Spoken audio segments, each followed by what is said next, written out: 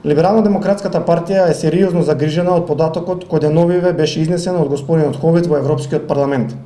Имено во предлог резолуцијата, која поднесе известувачот за Македонија, стои дека невработеноста на младите во Македонија е меѓу најголемите во светот.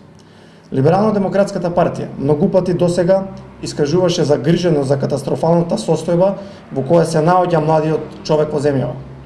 Но сите укажувања од наша страна за алармантната состојба и повици нешто да се превземе беа игнорирани од ресорните министерства и владата. Само за споредба, додека во државата вкупната стапка на невработеност е над 30%, за младите на возраст од 15 до 29 години е значително повисока и изнесува дури над 50%, што значи дека речиси половина од младите во Македонија се невработени. Уште една потврда дека состојбата со невработеноста во земјава е алармантна се и последните податоци од Евростат, според кои од 1998 до 2011 година 230.000 граѓани официјално се иселиле од Македонија. Но сепак, нас најмногу не загрижува податокот дека како резултат на ваквата состојба со невработеноста во земјава 85% од студентите од четврта година изјавуваат дека својата иднина ја гледаат надвор од Македонија.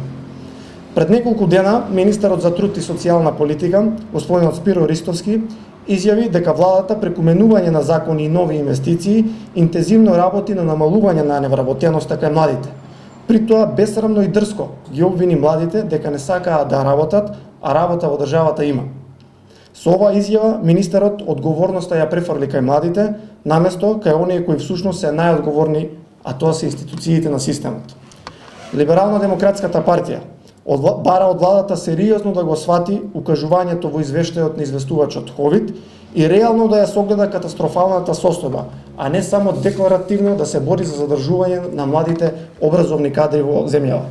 Зашто патриотизмот не се мери со подигнати споменици на метар квадратен, туку со обезбедување на реални услови за достоинствен живот и просперитет на младите луѓе.